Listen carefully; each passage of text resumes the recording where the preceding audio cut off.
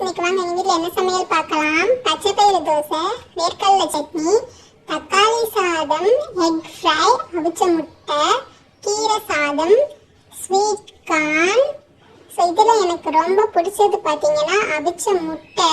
அதே தான் நான் எடுத்து சாப்பிட போகிறேன்.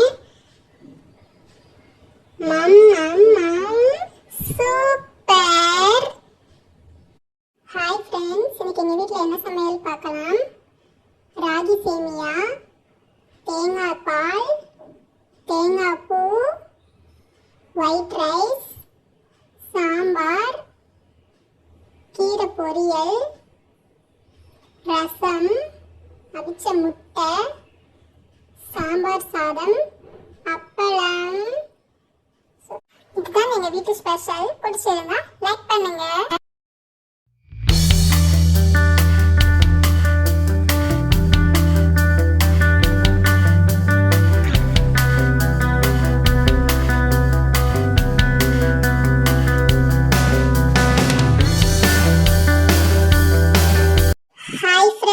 தீபாவளி செலிப்ரேஷன் தான் பார்க்க போறீங்க. நானும் பாப்பாவும் புது ட்ரெஸ்லாம் போட்டு விளையாடிட்டு இருந்தோம். அதுக்குள்ள அம்மா வந்து சமையல் எல்லாம் பண்ணிட்டாங்க. வாங்க என்னன்னு பார்க்கலாம்.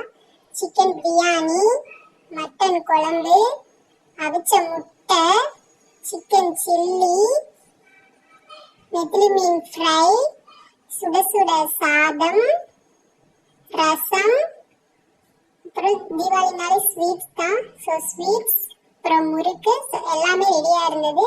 ஸோ எவ்வளோதான் இவ்வளோ ஐட்டம்ஸ் இருந்தாலும் எனக்கு பிடிச்சது பார்த்தீங்கன்னா முட்டை. அந்த முட்டை தான் எடுத்து சாப்பிட்டேன். ஸோ சூப்பராக இருந்தது. அப்புறம் நைட்டு வெடியெல்லாம் போட்டு கொளுத்தியாச்சு. நான் வந்து பார்த்தீங்கன்னா மத்தாப்பு தான் பிடிச்சேன். ஸோ நான் சூப்பராக ஜாலியாக இருந்தது.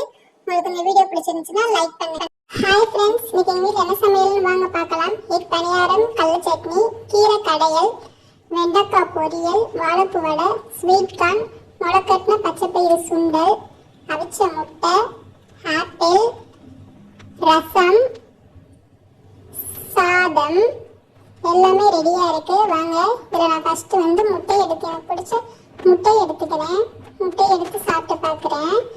அப்புறம் எனக்கு பிடிச்ச ஆப்பிள் இருக்குது, அதுவும் எடுத்து சாப்பிட்லாம். ஸோ ரொம்பவே சூப்பராக இருந்தது.